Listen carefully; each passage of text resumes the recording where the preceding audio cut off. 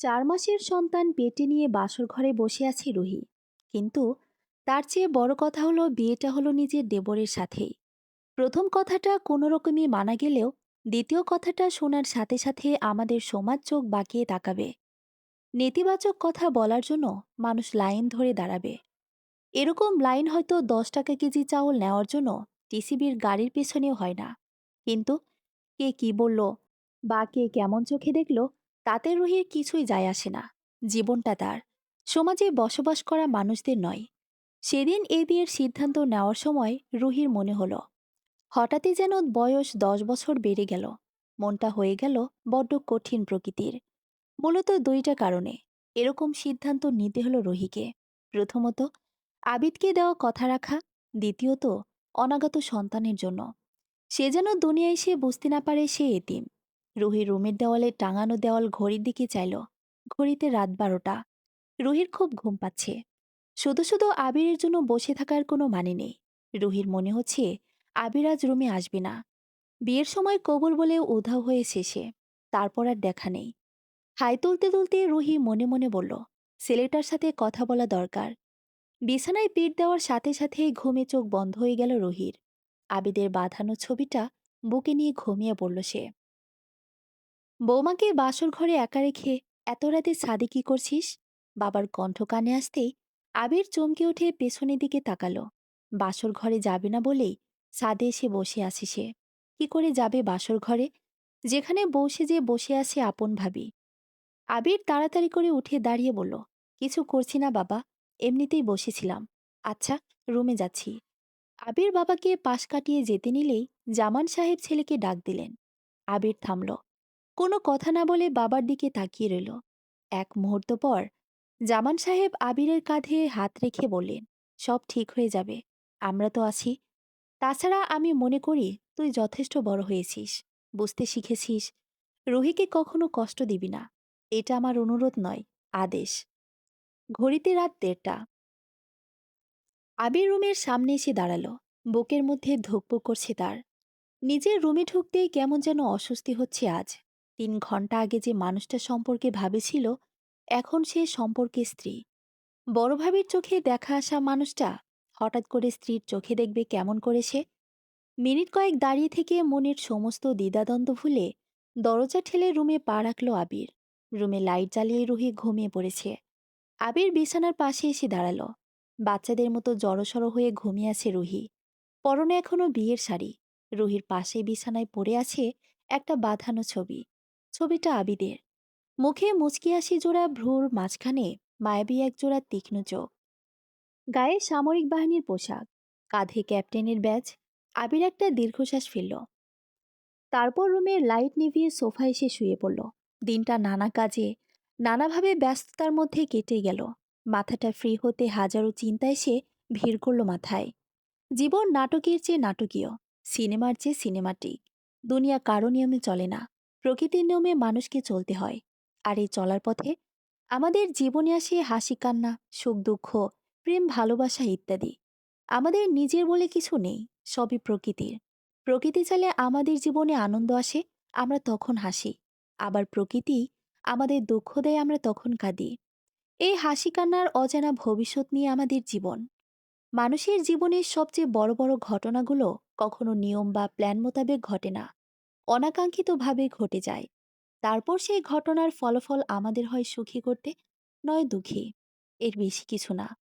1 বছর আগেও আবির জানত না কতটা দুঃখ অপেক্ষা করছে তার আর তার পরিবারের জন্য।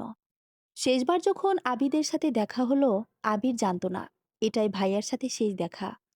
আবির কখনো কল্পনা করেনি ভাবিকে তার বিয়ে করতে হবে। একের পর এক ঘটনা ঘটছে, সবগুলো ঘটনাই অনাকাঙ্ক্ষিত এবং দুঃখজনক। সকালে রুহির ডাকে আবিরের ঘুম ভাঙল। আবির চোখ খুলল। রুহি বিয়ের শাড়ি বদলে ফেলেছে। পরনে সাধারণ একটা শাড়ি। গোলাপি রঙের শাড়িতে অপূর্ব লাগছে রুহিকে। গোসল করেছে মনে হয়। চুলের আগা থেকে পানি পড়ছে ফোঁটা ফোঁটা। রুহির দিকে এভাবে চেয়ে থাকার জন্য আবির নিজেই লজ্জা পেল। তাড়াতাড়ি চোখ ফিরিয়ে নিল সে। রুহি বলল, আর কত ঘুমাবে? সকাল হয়ে গেছে, ওঠো এখন। রুহির কথাবার্তা, ব্যবহার একদম স্বাভাবিক। রুহি আবিরকে ডেকে তুলে রুম থেকে বেরিয়ে গেল। আবির ফ্রেশ হয়ে ভার্সিটিতে যাবার জন্য রেডি হয়ে নাস্তার টেবিলে এসে দেখে সবাই আছে। আবির বসে চুপচাপ খাওয়া শুরু করলো। আবিদা বেগম আবিরকে জিজ্ঞেস করলেন, ভার্সিটিতে যাবি? আবির খেতে খেতেই জবাব দিল, হুম, আজ না গেলে হয় না? জিজ্ঞেস করলেন আবিদা বেগম। আবির বলল, যাব না কেন? না মানে, বিয়ের পর দিন কোথাও না যাওয়াই ভালো। রুহি শাশুড়ির দিকে তাকিয়ে বলল, আম্মা, বিয়ের পরদিন বলে তো খাওয়া থেমে নেই। দিন তো দিনই। বিয়ের দিন বলে একটা কথা যদিও থাকে, কিন্তু বিয়ের পরদিন বলে কিছু নেই। প্রতিদিনই সমান। সো আবির ভার্সিটিতে যাক। জামান সাহেব বললেন, রুহি ঠিকই বলেছে। আমিও বিয়ের পর দিন আসামি ধরতে বেরিয়েছিলাম। তোমার মনে আছে? তখন বান্দরবান থাকতাম। আবিদা বেগম স্বামীকে থামিয়ে দিয়ে বললেন, তুমি থামো। সেই গল্প অনেক শুনেছি, আর শুনতে চায় না। ভালো কিছু তো শুনতে চাইবে না। বাবা মায়ের কথা কাটাকাটির মাঝখানে আবিরের খাওয়া হয়ে গেল। আবির উঠে দাঁড়াতেই জামান সাহেব আবিরের দিকে কিছু টাকা বাড়িয়ে দিয়ে বললেন, নে ধর, রেখে দে তোর কাছে, কাজে লাগবে। বাবার কাছ থেকে আবির কখনো টাকা পয়সা নেয়নি। এর আগে কবে বাবার হাত থেকে টাকা নিয়েছিল মনেই পড়ে না। সারা জীবন এই মানুষটার সাথে দূরত্ব বজায় রেখে চলেছে। ছোটবেলা থেকেই আবির বাবাকে ভয় পায়। যত যায় দরকার হোক আবির হয় মা, না হয় ভাইয়ের কাছ থেকে নিত। আবিরের জীবনে বাবা একটা শব্দ ছিল মাত্র। বাবার সাথে আবিরের দূরত্বের কারণ বাবার মন মতো পড়াশোনা না করা, মন মতো রেজাল্ট করতে না পারা। জামান সাহেব এসপি, রাগে মেজাজের জন্য ডিপার্টমেন্টে তার নাম ছিল।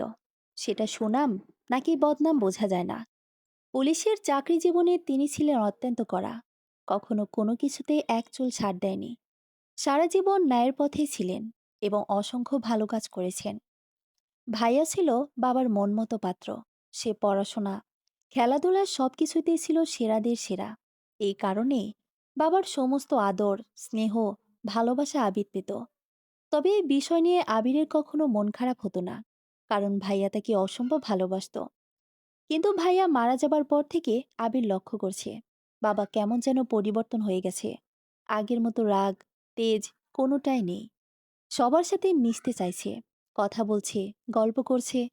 আবির আমতা আমতা করে বলল, টাকা লাগবে না বাবা, আমার কাছে টাকা আছে। জামান সাহেব বললেন, না লাগলেও নে, রেখে দে কাছে। যখন দরকার হয় তখন খরচ করিস। আবির বাবার হাত থেকে টাকা নিয়ে বেরিয়ে এলো। ভার্সিটিতে এসে ক্লাসে ভালো লাগলো না। বন্ধুদের সাথে আড্ডা দিতেও ইচ্ছে করলো না। এদিকে বাড়িতে ফিরতে অস্বস্তি লাগছে। বাড়িতে গেলেই ভাবির সাথে দেখা হবে।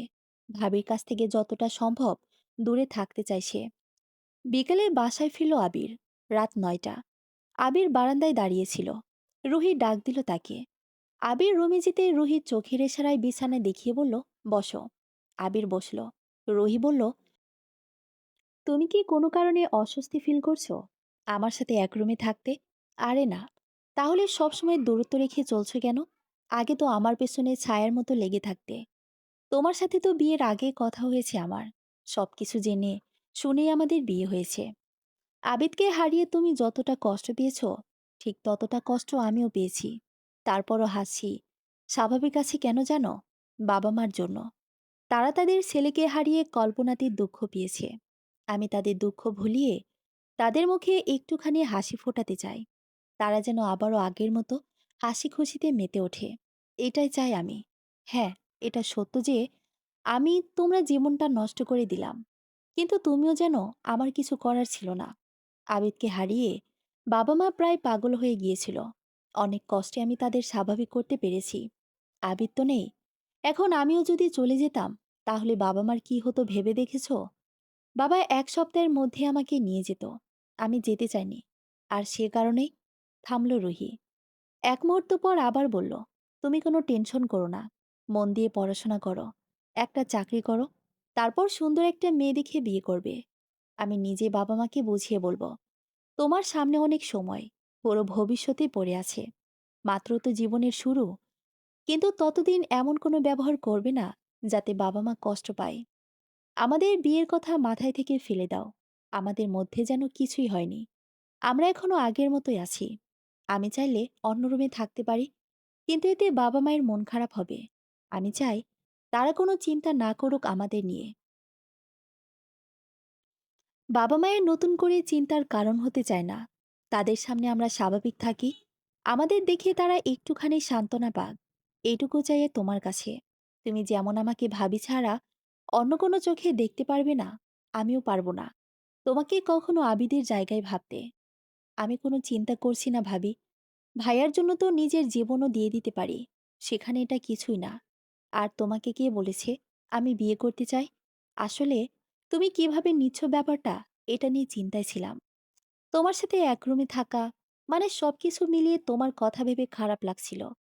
একটা সম্পর্ক থেকে হুট করে অন্য একটা সম্পর্কে যাওয়া যায় না, সময় লাগবে। কিন্তু এখন আর কোনো চিন্তা নেই। আমাকে তুমি আগের মতোই স্বাভাবিক অবস্থায় পাবে। রুহি একটুখানি হাসল, তারপর ভ্রু নাচিয়ে বলল, তুমি আমাকে ভাবি ডাকো কবে থেকে? আগে তো বড় বউ ডাকতে। ছোট বউ কি বারণ করলো নাকি বড় বউ ডাকতে? রুহির কথায় আবির লজ্জা পেল। রুহি আবিরকে লজ্জা পেতে দেখে শব্দ করে হেসে ফেলল। রুহি বলল, জীবনের প্রথম তোমায় লজ্জা পেতে দেখলাম। এমনিতেই তুমি বেলজ্জার হাড্ডি। আবির কৃত্রিম রাগী কণ্ঠে বলল, অপমান করলে মনে হয়? আরে না, প্রশংসা করেছি। আবির উঠে দাঁড়াতে রুহি বলল, কই যাও? সোফায়। শুনে, বিছানাতেই ঘুমাও। কাল আমি ঘুমিয়ে পড়েছিলাম তাই সোফায় ঘুমাইছো।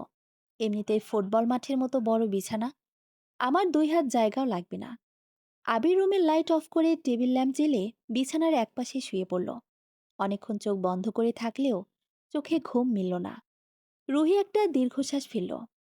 বিয়ের পর থেকে আবির তাকে এড়িয়ে যাচ্ছিল, এখন কথা বলে অনেকটাই ফ্রি হয়ে গেল।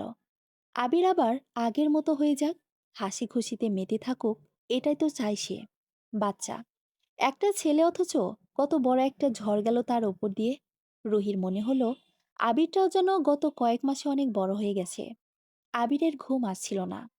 মানুষ যতই বলুক কারোর জন্য জীবন থেমে থাকে না, কিন্তু কিছু মানুষের জন্য জীবন থেমে না থাকলেও বড্ড বেশি এলোমেলো হয়ে যায়, যা কখনো আগের মতো গুছিয়েও না সম্ভব হয় না, সেই ইচ্ছেও করে না। আবির রুহিকে ডাক দিল, ঘুমাইছো? না, ছোট্ট করে জবাব দিল রুহি। আবির বলল, তুমি এত ভালো কেন? অনেক অনেক ভালো। রুহি আবিরের দিকে পাশ ফিরে বলল, এই, তোমার মতলব কি বলো তো? পটাতে চাইছো? না। রুহি কথা শেষ হবার সাথে সাথেই আবির ফুপিয়ে কেঁদে উঠল। সকালে আবিরের ঘুম ভাঙল রুহির ডাকে। আবির ফ্রেশ হয়ে এসে দেখে রুহি বিছানায় বসে আছে। রুহির চাহনি দেখে আবিরের মনে হলো সে কিছু বলতে চায়। আবির জিজ্ঞেস করলো, কিছু বলবে? তুমি কি ভার্সিটিতে যাবে? এটা কেমন প্রশ্ন? স্কুলে যাব নাকি এত বড় মানুষ? না মানে, একটু ডাক্তারের কাছে যাওয়া লাগতো, চেক আপের জন্য। কখন যাবে? 11:30টার দিকে যাব। 12টায় ডাক্তারের সাথে অ্যাপয়েন্টমেন্ট আছে। মা বলেছে তোমাকে যেন সাথে নিয়ে যায়। তোমার সমস্যা হলে দরকার নেই, আমি যেতে পারবো। কি আজব, আমার আবার কি সমস্যা থাকবে? আর তুমি একা যাবে মানে? তুমি কি আমাকে ঘরছাড়া করতে চাও নাকি? তুমি একা ডাক্তারের কাছে গেলে তোমার শ্বশুর আমাকে আস্ত রাখবে মনে করেছো? শোনো, আমি ভার্সিটিতে প্রেজেন্টেশন দিয়ে চলে আসব। তুমি রেডি হয়ে থেকো। আচ্ছা। আবির নাস্তা করে ভার্সিটিতে চলে গেল। রুহির রুমে এসে ফোন হাতে নিয়ে দেখে মায়ের 6টা মিসড কল। রুহির মনে হলো কল ব্যাক করা দরকার। নিশ্চয়ই কোনো জরুরি দরকারে ফোন করেছে। ডায়াল করতে চেয়েও রুহি ফোন রেখে দিল। এই মুহূর্তে মন খারাপ করতে চায় না সে। আবির ফিরে এলো 11টার আগে। রুহি রেডি হয়েছিল। আবির জামা পাল্টে বের হলো। জামান সাহেব ড্রয়িং রুমে বসেছিল। আবিরকে ডেকে বলল, গাড়ি নিয়ে যা। অবাক হলো আবির। বাবা এর আগে কখনো তাকে গাড়ি নিতে বলেনি। এমনকি আবির বাবার কাছে গাড়ি চেয়েও পায়নি। সেবার বন্ধুরা মিলে রাজশাহী ঘুরতে যাবার প্ল্যান করলো। যাবার আগে বাবার কাছে গাড়ির চাবি চেয়েছিল আবির, কিন্তু তিনি আবিরকে সাফ জানিয়ে দিল গাড়ি দেওয়া যাবে না। তারপর থেকে জরুরি দরকার না হলে বাবার গাড়িতে আবির ওঠেনি। বাইকটাও ভাইয়া কিনে দিয়েছিল। আবির বলল, বাবা, বাইক আছে তো, বাইকে রোহির সমস্যা হবে। আর তুই তো ড্রাইভিং পারিস, লাইসেন্সও আছে, সমস্যা কি? কোনো সমস্যা নেই। আবির রুহিকে নিয়ে রওনা হলো। ডাক্তার আফরোজা আক্তার। দরজার উপরে নামটা পড়ল আবির। নামের নিচে ছোট ছোট অক্ষরে লেখা, গাইনি বিশেষজ্ঞ সার্জন, এমবিবিএস, ডিএমসি। 12টা 4 মিনিটে আবির রুহিকে নিয়ে ভেতরে ঢুকলো। ডাক্তারের সাথে কথাবার্তা বলে রুহিকে নিয়ে তিনি ভেতরে যেতে বললেন। রুহি উঠল। আবির ডাক্তারকে বলল, ম্যাডাম, পরীক্ষা করে শুধু দেখবেন বাচ্চা সুস্থ আছে কিনা। ছেলে মেয়ে যাই হোক, তাতে আমরা খুশি। আমাদের কাছে এটা গুরুত্বপূর্ণ না। আপনিও বলবেন না। ডাক্তার আফরোজা আক্তার আবিরের দিকে এক মুহূর্ত চেয়ে থেকে মুচকে একটা হাসি দিয়ে ভেতরে চলে গেল। ঘণ্টাখানেক পর আবির রুহিকে নিয়ে বের হলো হাসপাতাল থেকে। গাড়িতে বসে আবির বলল, তুমি যে সবসময় এত এত জ্ঞান দাও, এখন তো দেখি তোমার নিজেরই জ্ঞানের অভাব। কোথাও যদি জ্ঞান কিনতে পাওয়া যেত, তোমাকে দোষের জ্ঞান কিনে দিতাম। আরে অদ্ভুত, এসব বলতেছো কেন? আবির গাড়ি ছেড়ে দিল। হাসপাতালের গেট ছেড়ে রাস্তায় নামলো গাড়ি। আবির বলল, ডাক্তার কি বলল শোনোনি? কানে তুলো দিয়েছিলে নাকি? বিশেষ কিছু বলেছে বলে তো শুনলাম না। ডাক্তার বলল, তোমার শরীর দুর্বল, খাওয়া দাওয়ার অনিয়ম হচ্ছে। এরকম হতে থাকলে বাচ্চা পুষ্টিহীনতায় ভুগবে। আরে দুরু, মায়ের কাছে কখনো মেয়ের খাওয়া দাওয়ার অনিয়ম হয় না। এসব কথা ডাক্তাররা এমনি বলে, কিছু একটা বলতে হয় বলেই বলে। আমার কথা বিশ্বাস না হলে তুমি ডাক্তারের চেম্বারের সামনে যে দাঁড়িয়ে থাকো, দেখবে প্রতিটা মানুষকে তিনি একই কথা বলছেন। হয়, তুমি তো সব জানতা। বড় রাস্তা ছেড়ে গাড়ি ছোট রাস্তায় নামলো। এই রাস্তা দিয়ে যেতে হবে কয়েক মিনিট, তারপর বাড়ি। ধীরে সুস্থে গাড়ি চালাচ্ছিল আবির। হঠাৎ রুহি গাড়ি থামাতে বলল। আবির রাস্তার পাশে গাড়ি থামিয়ে জিজ্ঞেস করলো, কি হলো? রুহি গাড়ির জানালা দিয়ে হাতের ইশারা করে একটা দোকান দেখিয়ে বলল, ওই দোকানের জিলাপি সেই লাগে। অনেকদিন খাওয়া হয় না। চলো, জিলাপি খাই। তুমি জিলাপি খাবে? কোনো সমস্যা কি? না, কোনো সমস্যা নেই, চলো। গাড়ি থেকে নামলো দুজন। দোকানটা মধ্যম রকমের। একপাশে মাটির চুলোয় কাঠের খড়ি জ্বালানি হিসেবে ব্যবহৃত হচ্ছে। কড়াইয়ে ভাজা হচ্ছে জিলাপি। পেঁয়াজু, সিঙ্গারা একই চুলায় ভাজা হয়। দোকানে তেমন ভিড় না থাকলেও দক্ষিণ কোণের একটা টেবিলে 4টা ছেলে বসে আছে। আবির রুহিকে নিয়ে একটা টেবিলে বসিয়ে জিলাপির অর্ডার দিল। 9-10 বছরের একটা পিচ্চি ছেলে এসে জিলাপি ভর্তি দুটো প্লেট রেখে গেল টেবিলে। খাওয়া শেষে আবির বিল দিতে যাবে। রুহি ডেকে বলল, বাসায় বাবা মা আছেন, 1 কেজি জিলাপি তাদের জন্য প্যাকেট করে নিয়ে এসো। আবির জিলাপি নিয়ে বিল দিয়ে রুহির কাছে চলে এলো। তারপর রুহিকে নিয়ে বেরিয়ে আসছিল, তখন কানে এলো, মালটা কিন্তু কড়া আছে রে। এই জন্যই তো বড় ভাইয়ের থেকে ছোট ভাই খাচ্ছে। এমন জিনিস তো ছাড়া যায় না। কথাটা আবিরের কানে আগুনের সীসার মতো ঢুকল। ঘাড় ঘুরিয়ে ছেলেগুলোর দিকে তাকালো সে। ছেলেগুলো কুৎসিত ভঙ্গিতে হাসছে। আবিরের চোখ দুটো লাল হয়ে গেল রাগে। রুহি আবিরের হাত ধরে টেনে বলল, চলো। নিঃশব্দে আবির রুহিকে নিয়ে গাড়িতে ফিরে এলো। রুহিকে গাড়িতে বসিয়ে আবির বলল, ওহো, বিল দেওয়ার সময় মানিব্যাগ ফেলে এসেছি। তুমি বসে 30 সেকেন্ডে নিয়ে আসি ওটা। আবির হোটেলে ঢুকে সোজা চুলার কাছে চলে এলো। তারপর একটা কাঠের খড়ি টেনে বের করলো চুলা থেকে। হাত চারেক লম্বা খড়ির মাথায় আগুন জ্বলছে দাউ দাউ করে। আবির সেটা নিয়ে ছেলেগুলোর পাশে এসে দাঁড়ালো। ছেলেগুলো নিজেদের মধ্যে কথা বলছিল আর হাসছিল। তারা চোখ তুলে আবিরকে দেখল। আবিরের দিকে চাওয়া মাত্রই আবির আঘাত করলো তখন কথা বলার ছেলেটার মুখে। আবির যে ফিরে এসে হঠাৎ আক্রমণ করতে পারে, কখনো ভাবতেও পারেনি ছেলেগুলো। বাকি তিনজন কিছু বুঝে ওঠার আগেই তাদের গালেও একটা করে বাড়ি পড়ল। এদিকে আবিরের গায়ে যেন খেপা মহিষের শক্তি। একের পর এক আঘাত করে চলল ছেলেগুলোকে। খড়ির আগুন নিভে গেছে ততক্ষণে, কিন্তু আবিরের কোনো থামাথামি নেই। আঘাতের পর আঘাত করে চলল সে। চারজনের সাথে একা পেরে ওঠার কথা নয়, কিন্তু তারা চারজনই ছিল বেকায়দায়। তারা আঘাত প্রতিরোধ করার আগে অবস্থা খারাপের দিকে গড়ালো। আবির হোটেলে ঢোকার সাথে সাথে রুহির হুঁশ হলো। সে বুঝতে পারল আবির মানিব্যাগ আনতে যায়নি, গেছে ছেলেগুলোর কাছে। রুহি গাড়ি থেকে নেমে পড়ল। হোটেলের দরজার সামনে আসতেই চিৎকার কানে এলো তার। দৌড়ে ভেতরে ঢুকে দেখল ম্যানেজার আর কর্মচারীগুলো একপাশে দাঁড়িয়ে আছে। ছোট বাচ্চাটা ভয়ে কাঁপছে রীতিমতো। রুহি দৌড়ে যেয়ে আবিরের হাত চেপে ধরল।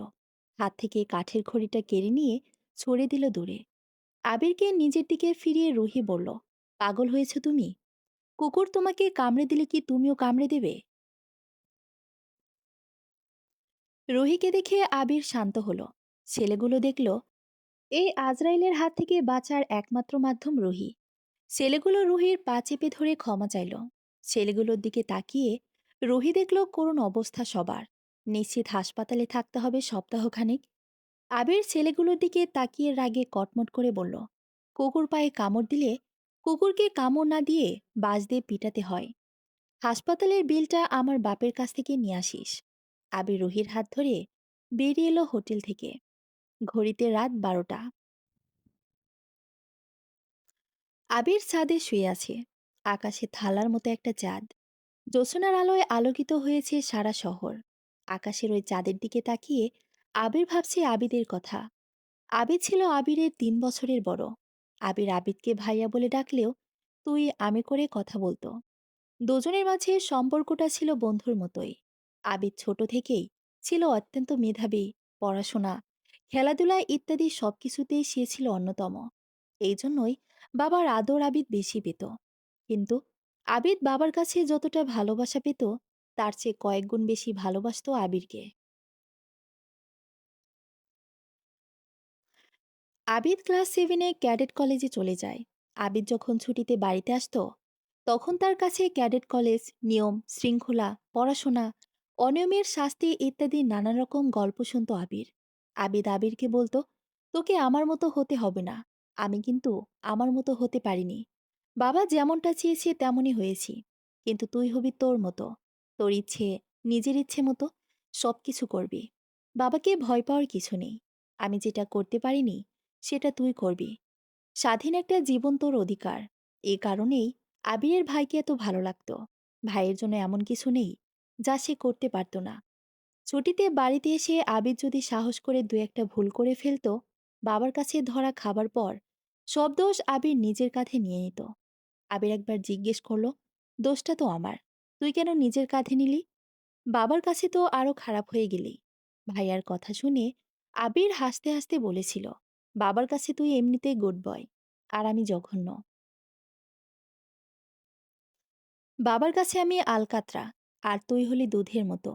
এখন দুধের মধ্যে একটা মাছি পড়লে কিন্তু দেখতে খারাপ লাগবে। অথচ আলকাতরায় যতই মাছি পড়ুক, তাতে কিছুই যায় আসে না। বাবা যদি আবিরকে বলতো বাসার ময়লা নিচে ফেলে আসতে, আবির সেটা কখনো করতো না। কিন্তু আবিদ যদি বলতো 10 কিলোমিটার দূর থেকে ঘুরে আসতে, সাথে সাথে চলে যেত আবির। আবির এমনিতেই ছিল উড়ু উড়ু টাইপের। অতপর ভাইয়ের সমর্থন পেয়ে আরও খানিকটা বিগড়ে গেল। জামান সাহেব একটা সময় পর হাল ছেড়ে দিলেন। তিনি বুঝে গেলেন ছোট ছেলেকে মানুষ করতে পারবেন না। ছোট ছেলে তার ধরাছোঁয়ার বাইরে। আবিদ ইন্টারমিডিয়েট শেষ করে আর্মিতে জয়েন করলো। জামান সাহেবেরও এটাই ইচ্ছে ছিল। তিনি পুলিশ অফিসার হলেও ছেলেকে আর্মির পোশাকে দেখতে চাইতেন। বিএমএ লং কোর্স 2 বছর ট্রেনিং শেষে আবির জয়েন করল লেফটেন্যান্ট হিসেবে। মেধা, পরিশ্রম আর সাহসিকতার জন্য 3 বছরের মধ্যে কমিশন লাভ করে লেফটেন্যান্ট থেকে ক্যাপ্টেন হয়ে গেল। আবিদ প্রতিবার ছুটি শেষে যাবার সময় আবিরের কাঁধে হাত রেখে বলতো, শোন, তোর যা ইচ্ছে তুই তাই করবি, কিন্তু সেটা পড়াশোনা ঠিক রেখে। আমি তোকে বলছি না ডাক্তার ইঞ্জিনিয়ারিং হ। বাবার সম্মানও বাড়াতেও বলছি না। বাবার এমনিতেই অনেক সম্মান আছে। আরও যদি বাড়াতে হয় তার জন্য আমি আছি। কিন্তু তুই এমন কিছু কখনো করবি না যাতে বাবার সম্মানটা কমে যায়। তুই কিছু করতে না পারলেও বাবা তোকে কিছু বলবে না, কিন্তু আমাকে ধরবে। সেদিন বাবার সামনে আমার মাথাটা যেন নিচু না হয়ে যায়। বাবার সামনে আমি তোকে নিয়ে গর্ব করতে চাই না। শুধু এতটুকু দেখাতে চাই যে কড়া শাসনে না রেখেও সন্তান মানুষ করা যায়। সন্তানকে তার ইচ্ছে মতো চলতে দিলেও সে প্রতিষ্ঠিত হতে পারে। তুই হলি বাবার সাথে আসার একটা খেলা, যে খেলায় আমাকে জিততেই হবে। চিন্তা করিস না, বলটা যেহেতু আমি, সুতরাং গোল তুই দিবি। কিন্তু কি, আমার একটা বাইক লাগবে। বাইক ছাড়া মেয়ে পটানো কষ্টকর। আবিদ হেসে বলল, ভালো হয়ে যাও আবির, তুমি মিয়া ভালো হইলা না। 6 মাস পর আবির ভার্সিটি থেকে ফিরে এসে দেখে বাসায় তার পছন্দের বাইকের ওপর আদিত বসে আছে। ভাইকে দেখে আবির চিৎকার করে উঠে জড়িয়ে ধরে, তুই কখন আসলি? আজকেই। 13 দিনের ছুটি। বাইক পছন্দ হয়? এটা আমার না, গায়ের লোকের। আবির ভাইকে জড়িয়ে ধরে বলে, ধন্যবাদ ভাইয়া। আবিদ আবিরের হাতে বাইকের চাবি দিতে যেও দিল না। আবিদ বলল, চাবি দিব, কিন্তু তার আগে আমাকে একটা কথা দিতে হবে। কি কথা? যেভাবে ইচ্ছে মর যা, কিন্তু বাইক অ্যাক্সিডেন্টে মরতে পারবি না। আবির ভাইকে ধরে কথা দিল, ঠিক আছে, কথা দিলাম, বাইক অ্যাক্সিডেন্টে মরব না। চল, একটা চক্কর দিয়ে আসি, তুই চালা, আমি শিখে রাখি। খুশি হলো আবির। ছোট ভাইকে বাইক নিয়ে বেরিয়ে গেল বাসা থেকে। আবিদের ছুটি ১৩ দিনের মধ্যে ৬ দিন শেষ। আবিদ মুখ কালো করে আবিরের রুমে ঢুকল। আবির ভাইয়ের দিকে তাকিয়ে জিজ্ঞেস করলো, কি রে, মুখটা বাংলার পাঁচের মতো বানিয়ে রাখছিস কেন? এসপি সাহেব কি মার দিছে? তার চেয়ে খারাপ কিছু। কি? বাবা মাকে বিয়ে দিতে চাইছে। ভাইয়ের কথা শুনে আবির একটা চিৎকার দিয়ে উঠল। আবির বিরক্ত হলো। ষাঁড়ের মতো চেঁচাচ্ছিস কেন? খুশির খবর শুনে চিৎকার করব না? এটা তোর কাছে খুশির খবর মনে হয়? আমার কাছে মহা বিপদ সংকেত। আজব তো, বিপদের কি আছে? বিয়ের বয়স হয়েছে, বিয়ে করবি। সবারই তো একদিন বিয়ে করতে হয়। তুই কি বিয়ে করতে চাস না? সমস্যা কি বলতো? গোপন কোনো সমস্যা? বেজায়গায় টুলি টুলি লাগে নাই তো? ফাইজলামও বন্ধ কর।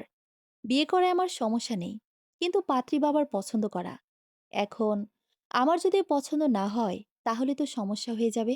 বাবাকে বলতেও পারবো না। বাবাকে বলতে বলেছে কে তোকে? তুই আমাকে বলবি, আমি বাবাকে বলে দিব। ঝামেলা শেষ। ছোট ভাইয়ের কথায় খুশি হলো আবির। আসলেই তো, বাবাকে যে কথা সে কখনো বলতে পারবে না, আবিরের কাছে সে কথা বলা কোনো ব্যাপারই না। পরদিন পাত্রী দেখতে চলে এলো সপরিবারে। আবির ভেবেছিল পাত্রী পছন্দ হবে না, কিন্তু দেখার পর পাত্রী তার পছন্দ হয়ে গেল। বিশেষ করে মেয়েটার চোখ দুটো। এক পলক দেখে আবির হারিয়ে গেল। এত সুন্দর চোখ এর আগে কখনো কারো দেখেনি। পাত্রী পছন্দ হয়েছে এ কথাও বাবাকে বলতে পারল না আবিদ। বলতে হলো আবিরকে। বড়রা চাইলেও ছেলে মেয়ে নিজেদের মধ্যে আলাদা হয়ে কথা বলুক। রুহি আবিদের দিকে তাকিয়ে বলল, আসুন। আবিদ আবিরের হাত ধরে নিচু স্বরে বলল, চল। আমি কোথায় যাব? আমার সাথে? আমি একা একা যেতে পারবো না। তুই কি বাচ্চা নাকি যে হিসু করতে যাবি? সাথে কাউকে যেতে হবে। তুই আর্মি অফিসার, তোর গরমই থাকবে অন্যরকম। দেখে মনে হবে বাঘ, অথচ তুই বিড়াল হয়ে আছিস কেন? শোন, তুই হবু বউয়ের সাথে কথা বলতে যাবি, শত্রুর সাথে পতাকা বৈঠকে নয়। এখানে আমার কোনো কাজ নেই। তোর কাজ না থাকলেও তোকে আমার দরকার। আর আমি বাঘ নাকি বিড়াল, সেটা জানতে হলে তোকে আমার সাথে ক্যান্টনমেন্ট যেতে হবে।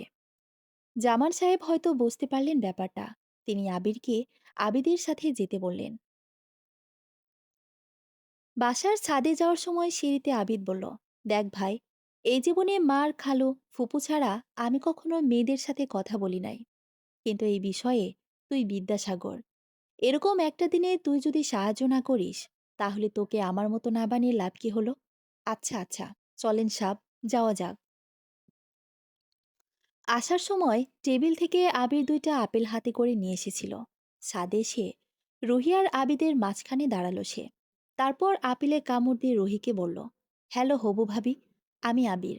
আরে আমার বড় ভাই Abid Hasan, captain of Bangladesh army.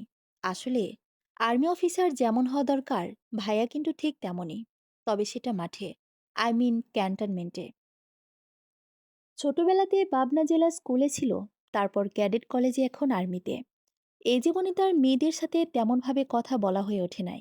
এখন যেন তাল হারিয়ে না যায়, সেজন্যই আপনাদের মাঝে কাবাব মেয়ে হাড্ডি হয়ে দাঁড়িয়ে আছি। আপনি বিরক্ত হলে আন্তরিকভাবে দুঃখিত।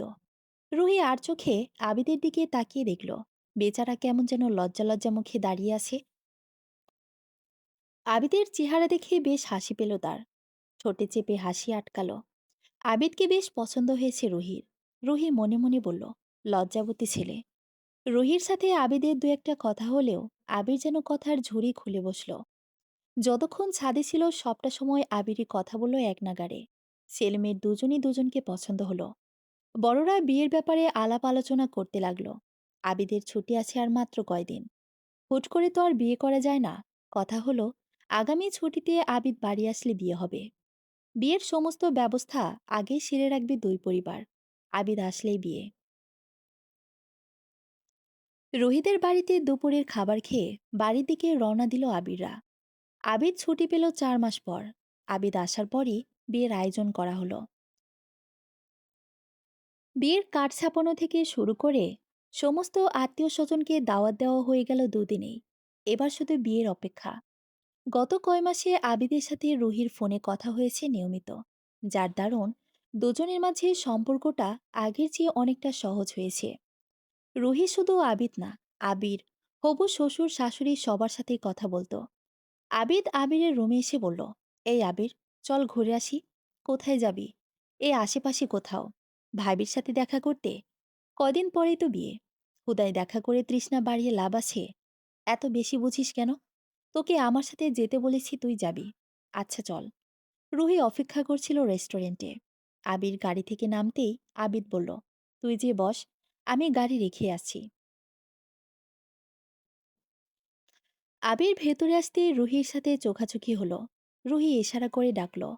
আবির যে রুহির সামনের চেয়ারে বসতেই রুহি বলল, তারপর কি খবর ছোট বর? আজকাল তো তুমি কোনো খবরই নাও না। আমি আরো ভাবলাম তুমি সন্ন্যাসী হয়ে গৃহ ত্যাগ করলে কিনা।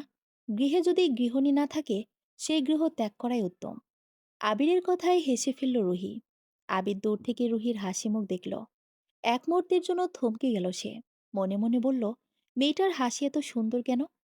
আবির চেয়ে রুহির পাশের চেয়ারে বসে বলল, কি নিয়ে এত হাসাহাসি হচ্ছে? রুহি বলল, আমার ছোট বরের এমার্জেন্সি একটা বউ লাগবে, না হলে তিনি সন্ন্যাসী হবে বলে ঘোষণা দিয়েছেন। আবিদ আবিরের দিকে তাকিয়ে জিজ্ঞেস করল, কি রে, কথা সত্যি নাকি? সন্ন্যাসী হলে তো বন জঙ্গলে চলে যেতে হবে। আমার আবার বন জঙ্গল ভালো করে চেনা আছে। বান্দরবনের দিকে একটা জঙ্গল বেছে নিতে পারিস। আবির রুহির দিকে তাকিয়ে বলল, বউ মানে ভাইয়ার বউ? এতদিন যখন যায়নি, এখন তো গৃহ ছেড়ে কোথাও যাবার প্রশ্নই আসেনি। হাজার হলেও একটা বউ আছে। নির্ধারিত দিনে রুহি আর আবিদের বিয়ে হলো। বাড়ির বড় ছেলে বিয়ে। আয়োজনের কমতি রাখলেন না জামান সাহেব। মহা ধুমধামের সহিত বিয়ের কাজ শেষ হলো। বাসর ঘরে রুহি বসে অপেক্ষা করছিল আবিদের জন্য। কিন্তু রুমে ঢুকলো আবির। রুহি চোখ তুলে আবিরকে দেখে জিজ্ঞেস করলো, ভাইয়ার হয়ে কি পক্সি দিতে আসছো? তোমার কি কোনো সমস্যা আছে? আসলে ভাইয়া ব্যাটালিয়নে যতটা সাহসী, বাড়িতে ততটাই ভীত। তারপর আবার ভাইয়ার অনেক দয়া, মায়া। সে বিড়াল মারতে পারবে না, তাই কাজটা আমাকেই করতে হবে। রুহি আবিরের কান টেনে ধরে বলল, খুব ফাইজলামো হচ্ছে না? যাও ভাইকে পাঠাও। তিনি কি দুনিয়ায় আছেন না মঙ্গল গ্রহে গেছেন? এত তাড়া কিসের? রাত তো সবে 12টা, তাই না? ঠিক আছে, আমি ঘুমালাম। তোমার ভাইকে বলো সে রুমে এসে যেন মশারি টানিয়ে দেয়। রুহি লম্বা একটা হাই তুলল। আবির বলল, এই না না, ভাইয়া আসছে। শুভ কামনা রইল বড় বউ। তোমাদের বিবাহিত জীবন সুখের হোক। আগামী বছর এই দিনে কেউ একজন আমাকে চাচ্চু বলে ডাকুক। কি, ডাকবে তো? কানটা এগিয়ে নিয়ে আসো। কানে কানে বলি। দরকার নেই, আমি দূর থেকেই শুনতে পাই। কানে কানে কথাটা ভাইয়াকে বলো। শুভরাত্রি। আবির রুম থেকে বেরিয়ে যাবার কয়েক মিনিট পরে আবিদ রুমে আসলো। বিয়ের পরের সপ্তাহে জামান সাহেব আবিদকে বললেন রুহিকে নিয়ে কোথাও থেকে ঘুরে আসতে। আবিদ আবিরের কাছে জানতে চাইল, কোথাও যাওয়া যায় বলতো। আবির কয়টা দেশের নাম বলতে আবিদ না করে দিল। সে বলল, আমাদের দেশটা কি কম সুন্দর? তাহলে ঘোরার জন্য অন্য দেশে যেতে হবে কেন? সিলেট, রাঙামাটি, বান্দরবন, কক্সবাজার, কুয়াকাটা, এদিকে সুন্দরবন, কত জায়গা তো আছে। এগুলোর মধ্যে যে কোনো একটা নাম বল। 4 দিনের ট্যুর হবে। ছুটি বেশি নেই। একেই বলে দেশপ্রেমিক। ভাইয়া, তুই এক কাজ কর, ভাবিকে নিয়ে সুন্দরবনে যা। তারপর দেশের ছেলে দেশের মাটিতে বিছানা পেতে শুয়ে গাছে গাছে বান্দরের নাচ দেখে চলে আয়। দুই ভাইয়ের কথা শুনে পাশ থেকে রুহি ফিক করে হেসে ফেলল। হাসি থামিয়ে বলল, আচ্ছা, এক কাজ করি, আমরা কক্সবাজার যাই। সমুদ্র আমার ভীষণ ভালো লাগে। আবিদ বলল, তাহলে তো হয়েই গেল। আবির, তুই বিমানের 3টা টিকিট কেটে ফেল। অনেক সময় বেঁচে যাবে। 3টা টিকিট কেন? মানুষ তো তোরা 2 জন। তুই আমাদের সাথে যাচ্ছিস। ভাইয়ের কথা শুনে অবাক হলো আবির। সে বলল, তোর মাথা কি গেছে নাকি? তোরা যাচ্ছিস হানিমুনে, আর আমি তোদের সাথে যে কি করব? তুই হানিমুন বলতে কি বোঝাচ্ছিস? গুগলে সার্চ করে দেখে নে। এত কথা শুনতে চায় না। তোকে সাথে যেতে বলেছি, তুই যাবি। আমাদের দুজনের পিক তোলার জন্য হলেও একটা ক্যামেরায় গলা ঝুলিয়ে তোর যাওয়া দরকার। তাছাড়া তোকে ছাড়া কোথাও কখনো গেছি আমি? আবিরকে আমতা আমতা করতে দেখে রুহি বলল, আচ্ছা, এক কাজ করলে কেমন হয়? আমরা বাবা মাকেও সাথে নিয়ে যাই, সবাই মিলে একটা ফ্যামিলি ট্যুর দিয়ে আসি। আবিদের দিকে তাকিয়ে বলল, তুমি আবার কবে ছুটি পাবে তার ঠিক আছে?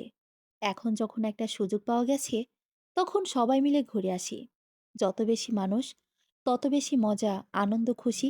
আবির বলল, এই জন্যই বাংলায় একটা প্রবাদ আছে, বসতে দিলাম পাটিতে, বসলো যে মাটিতে।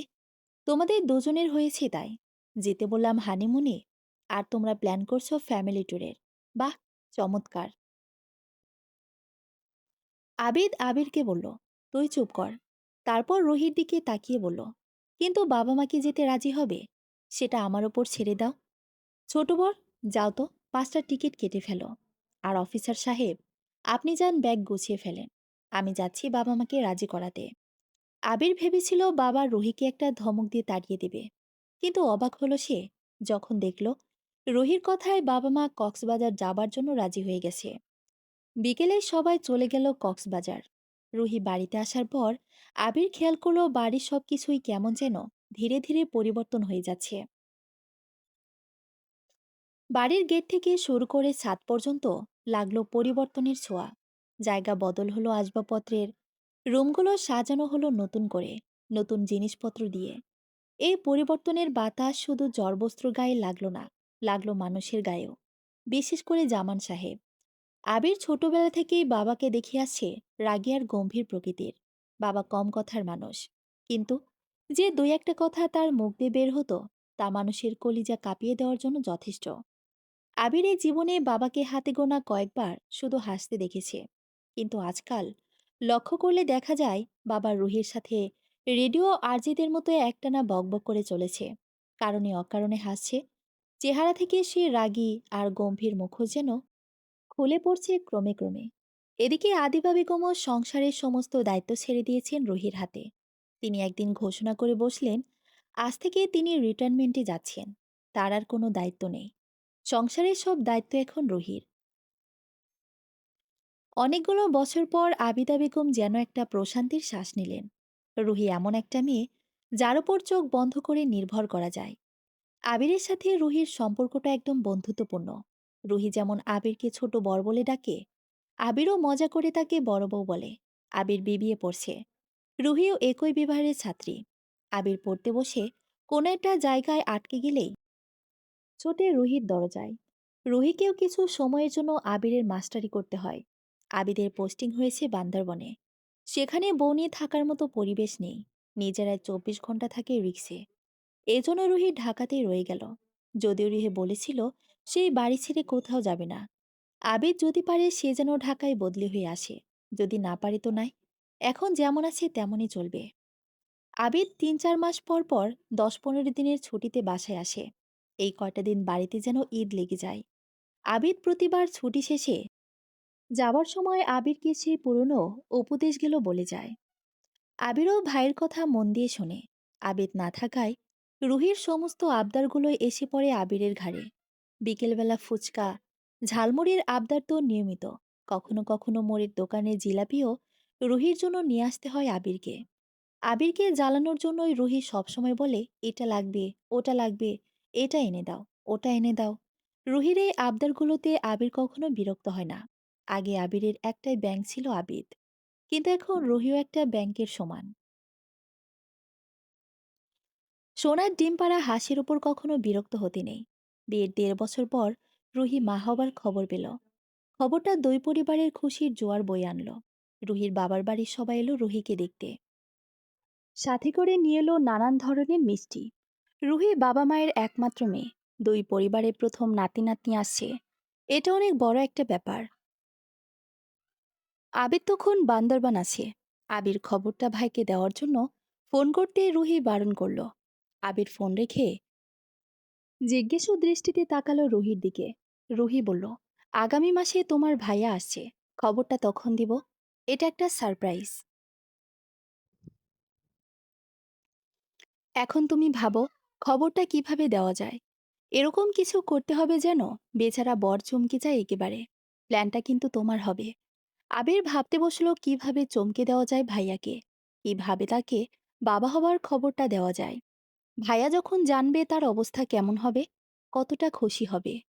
সেই মুহূর্তে ভাইয়ার মুখটা ভীষণ দেখতে ইচ্ছে করলো আবিরের। আবির মনে মনে দারুণ একটা আইডিয়া পেল ভাইয়াকে চমকে দেবার জন্য। কিন্তু জীবনের চাকা ঘুরল ঠিক উল্টো দিকে। আবির আর রুহি বসে আছে আবিদকে চমকে দেবার জন্য, অথচ একটা খবর তাদেরকে চমকে দিল ভীষণভাবে।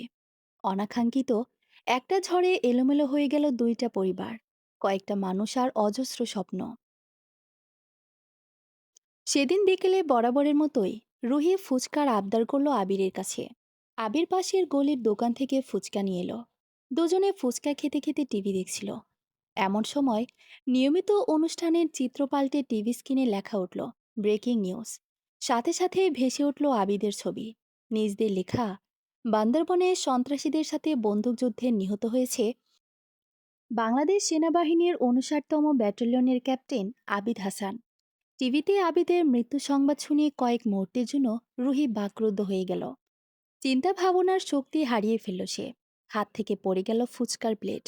সেই শব্দে হুঁশ হলো রুহির। একটা চিৎকার দিয়ে জ্ঞান হারালো রুহি। আবির কাঠের পুতুলের মতো সোফায় বসে টিভির দিকে চেয়ে আছে। নিজের কান আর চোখে অবিশ্বাস হচ্ছে তার। সে চেয়ে রইল টিভির পর্দায় ভাসা ভাইয়ের ছবির দিকে। জামান সাহেব আর আবিদা বেগম রুমে ছিলেন। তারা রুহির চিৎকার শুনে দৌড়ে এলো। রুহিকে সোফায় পড়ে থাকতে দেখে দুজনেই চাইলো আবিরের দিকে। আবির এক দৃষ্টিতে চেয়ে আছে টিভির দিকে। আবিরকে কিছু জিজ্ঞেস করার আগ মুহূর্তেই চোখে পড়ল টিভির পর্দায় আবিদের ছবি, আর তার নিচের লেখাটা দেখা মাত্রই জ্ঞান হারালেন আবিদা বেগম। জামান সাহেব মারি শক্ত করে নিজেকে সামলে নিলেন মুহূর্তের মধ্যেই। স্ত্রীকে ধরে সোফায় বসিয়ে দিলেন। আবিরের কাঁধ ধরে ঝাঁকি দিলেন। অনন্তকাল পরে যেন আবিরের ঘোর ভাঙল। ঝাপসা চোখে বাবার দিকে তাকিয়ে তাকিয়ে জড়িয়ে ধরে চিৎকার করে কান্না করে দিল। জামান সাহেব আবিরকে জড়িয়ে ধরে চোখ মুছলেন। মুহূর্তের মধ্যেই বাড়ির টেলিফোন বাজতে লাগলো একনাগাড়ে। কিন্তু সেটা ধরার মতো আগ্রহ দেখা গেল না কারো মধ্যে। আধ ঘন্টার মধ্যে রুহিদের বাসা থেকে মানুষজন চলে এলো। জামান সাহেব ডাক্তারকে ফোন করে আসতে বললেন। রুহি আর আবেদা বেগমকে স্যালাইন দিয়ে ঘুম পাড়িয়ে রাখলেন। ২ ঘন্টার ব্যবধানে বাড়িটা মানুষে ভর্তি হয়ে গেল। বাবা, মা, ভাবির দিকে তাকিয়ে আবির নিজেকে শক্ত করল। সবার সাথে সেই কথা বলল। গ্রামের আত্মীয় স্বজনদের ফোন করে আবিদের মৃত্যু সংবাদ দিল। আবিরের মনে হলো ২ ঘন্টার ব্যবধানে সে যেন অনেক বড় হয়ে গেছে। অনেক বড় একটা দায়িত্ব তার কাঁধে। ৪ ঘন্টা পরে রুহি আর আবিদা বেগমের ঘুম ভাঙল। ঘুম থেকে উঠেই তারা চিৎকার করে কান্না করলেও কিছুক্ষণের মধ্যে রুহি নিজেকে সামলে নিল। একদম চুপ হয়ে গেল সে। চোখ থেকে অবিরাম অশ্রু গড়িয়ে পড়লেও মুখ দিয়ে কোনো শব্দ বের হলো না। আর্মি হেডকোয়ার্টার থেকে ফোন আসলো। জামান সাহেব কথা বললেন তাদের সাথে। ২ ঘন্টা পরে কয়েকজন আর্মি অফিসার এলেন। তারা নানা রকম সান্ত্বনা বাণী শোনাতে লাগলো। জামান সাহেবের সাথে একান্তভাবে কথা বললেন। শক্ত মনের অধিকারী বাবাকে আবির সারা জীবন অপছন্দ করত। কিন্তু এই মুহূর্তে সে বুঝতে পারল এরকম পরিস্থিতিতে পাশে একটা কঠিন হৃদয়ের মানুষকে কতটা প্রয়োজন হয়। রাত থেকে একের পর এক আর্মি জিপ এসে থামল বাড়ির সামনে। আবিদের ক্যাডেট, কলেজের বন্ধুরাও এলো, ব্যাচমেটরা এলো, আরও অনেক সামরিক বাহিনীর লোক এলো, যাদের আবির চিনল না। আবিদের পরিচিত হয়তো। সকাল ভোরে হেলিকপ্টারে করে আবিদের লাশ এলো। আবির দূর থেকে দেখল জীবনের প্রথমবার ভাইয়া বাড়িতে এসে তাকে চমকে দিল না। তার জন্য কোনো উপহার ছাড়াই বাড়িতে এলো। চোখ দুটো ঝাপসা হয়ে এলো আবিরের। আবিদের একটা অভ্যেস ছিল, বাড়িতে আসার আগে কখনো বলতো না সে আসে। হুট করে এসে আচমকায় চমকে দিত সবাইকে। কিন্তু এবারের বাড়ি ফেরাটা যেন অন্যরকম। আবিরের কিছুই করার নেই যেন, শুধু চেয়ে চেয়ে দেখা ছাড়া। সবকিছু সামরিক বাহিনীর লোকেরাই করল। সিভিলিয়ান কাউকে লাশের আশেপাশে ঘেঁষতে দিল না, এমনকি পরিবারের কাউকেই না। জামান সাহেব আবিদের কমান্ডিং অফিসারকে অনুরোধ করল ছেলেকে একবার দেখতে চায়। জামান সাহেব একসময় বাহিনীতে ছিল এবং সে অনেক সিনিয়র। তাই অনুরোধ রাখলেন ব্রিগেডিয়ার। তবে পরিবারের বাইরে কেউ দেখতে পারবে না। জামান সাহেব আবিরকে ডাক দিলেন। আবির জানালো সে দেখতে চায় না। ছেলের মুখের দিকে এক পলক চেয়ে থেকে জামান সাহেব চলে গেল। আবির ঠায় দাঁড়িয়ে রইল। কি হবে মৃত মানুষের মুখ দেখে? সাদা কাফনে ঢাকা আবিদের মুখটা কিছুতেই মানতে পারবে না সে। যে মুখের কথায় আবির নিজের জীবন দিয়ে দিতে পারত, যে মুখের দিকে তাকিয়ে আবির ভাবত এটা তার সুপারম্যান, সেই ভাইকে এভাবে কফিনে মরা দেখতে পারবে না সে। ভাইয়ার মৃত মুখের চেয়ে জীবিত অবস্থায় হাসি মুখটা হাজার গুণ দামি। ভাইয়াকে শেষ দেখার স্মৃতিটা বেঁচে থাকা অবস্থায় যেমন ছিল, সেই হাসি মুখটা থাক। গতকাল বিকেল থেকে আবির যেন দুঃস্বপ্নের মধ্যে আছে। বারবার শুধু মনে হচ্ছে ঘুম ভেঙে গেলেই দেখবে এসব কিছুই না, সবকিছুই ঠিক আছে। ভাইয়া বেঁচে আছে। আচ্ছা, দুনিয়ায় কত শত কাকতালীয় ব্যাপার ঘটে। ভাইয়া যদি এখন বেঁচে উঠত, এরকম কাকতালীয় কোনো কিছু কি ঘটতে পারে না? কেন পারে না? ভেতর থেকে মায়ের চিৎকার শুনে আবির দৌড়ে ভেতরে এলো। আবিদকে দেখেই তিনি চিৎকার করে জ্ঞান হারিয়ে ফেলেছে। মাকে ধরে রুমে নিয়ে যাওয়া হলো। তারপর আবিদের লাশটা মাঠে নিয়ে যাওয়া হলো জানাজার জন্য। স্থানীয় কবরস্থান মাঠে জানাজা শেষে সেনা সদস্যের সম্মানার্থে আবিদকে গার্ড অব অনার প্রদান করা হয়। কাফন দাফন শেষে মৃত আত্মার মাগফিরাত কামনা করে দোয়া শেষে বাসায় ফিরে সবাই। ব্রিগেডিয়ার আশাপ্রহির হাতে তুলে দেয় আবিদের সামরিক পোশাক। তারপর ড্রয়িং রুমে ডাকে পরিবারের সদস্যদের।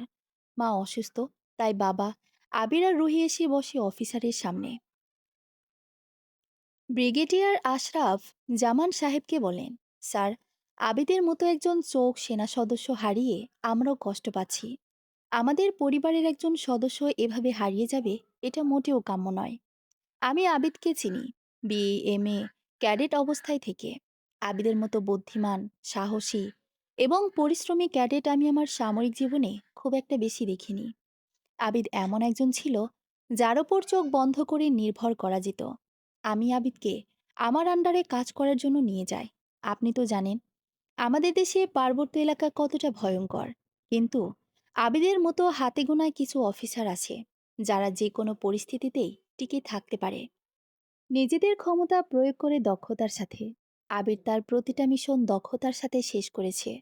আর 6 মাস পর কমিশন লাভ করত আবিদ। তারপর পাঠিয়ে দিতাম ঢাকা। কিন্তু একটা দীর্ঘশ্বাস ফেলল অফিসার। তারপর বললেন, ঘটনাটা ছিল এমন। আবিদ বিকেলে জিপ নিয়ে ঘুরতে বের হয়েছিল। হঠাৎ চোখে পড়ে 4 জন মানুষকে, যাদের 2 জন ইয়াবা ব্যবসায়ী বলে পরিচিত ছিল।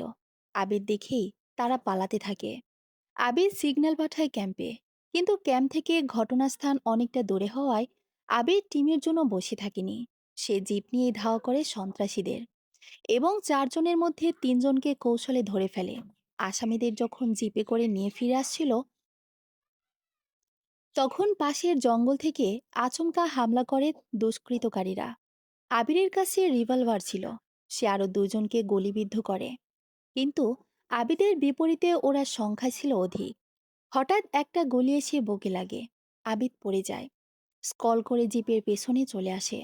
আবিদ আহত হয়েছে বুঝতে পেরে সন্ত্রাসীরা দ্বিগুণ গতিতে আক্রমণ করে। আরও 2টা বুলেট আবিরের শরীরে লাগে। ঠিক সেই মুহূর্তে ইউনিট থেকে বেকআপ টিম পৌঁছায়। হেলিকপ্টারে করে আবিদকে চট্টগ্রাম নেওয়ার পথে সে মৃত্যুবরণ করে। থামলেন অফিসার। ফুপিয়ে কেঁদে উঠল রুহি। আবির এসে রুহির পাশে বসে রুহির হাত ধরে শান্ত হতে বলল। অফিসার বললেন, দেশের জন্য যারা জীবন দেয় তারা মরে না, তারা অমর। হাসরের ময়দানে তাদেরকে শহীদের মর্যাদা দেওয়া হবে। এরকম মৃত্যুটা সম্মানের। সামরিক বাহিনীর আমরা সবাই সৈনিক, কিন্তু প্রকৃত যোদ্ধা হয় হাতে গোনা কয়েকজন। আবিদ ছিল সত্যিকারের একজন যোদ্ধা, আমাদের হিরো। আবিদের জন্য আমার ব্যাটালিয়ন গর্বিত,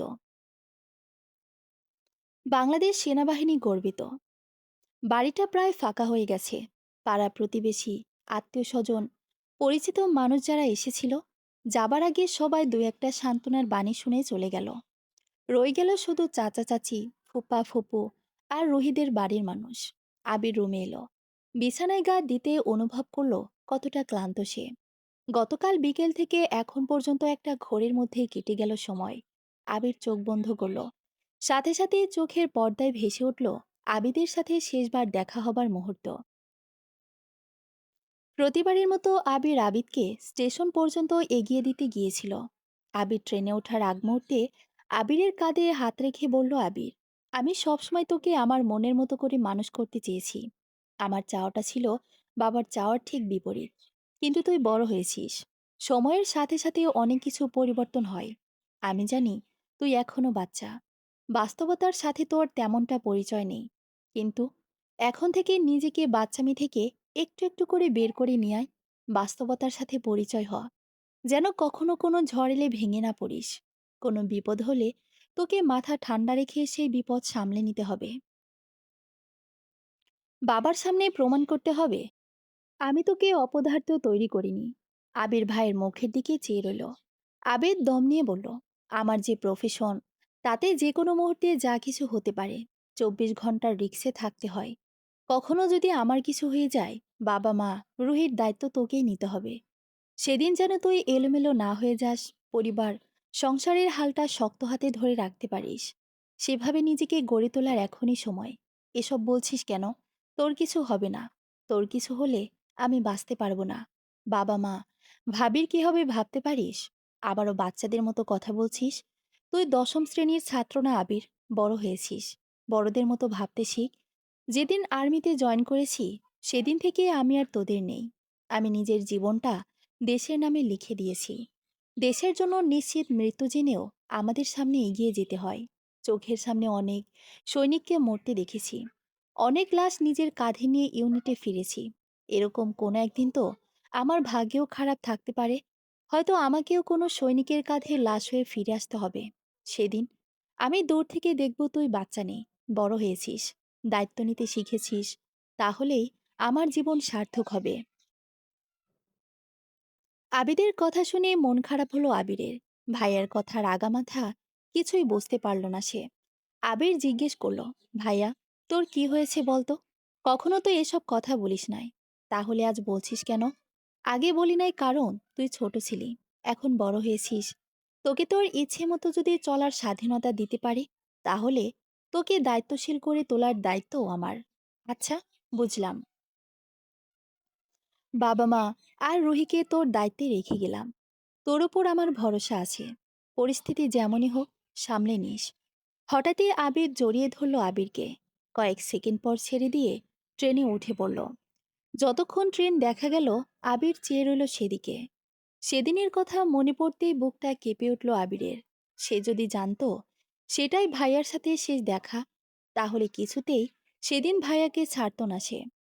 আরো কিছুক্ষণ জড়িয়ে ধরে থাকতো।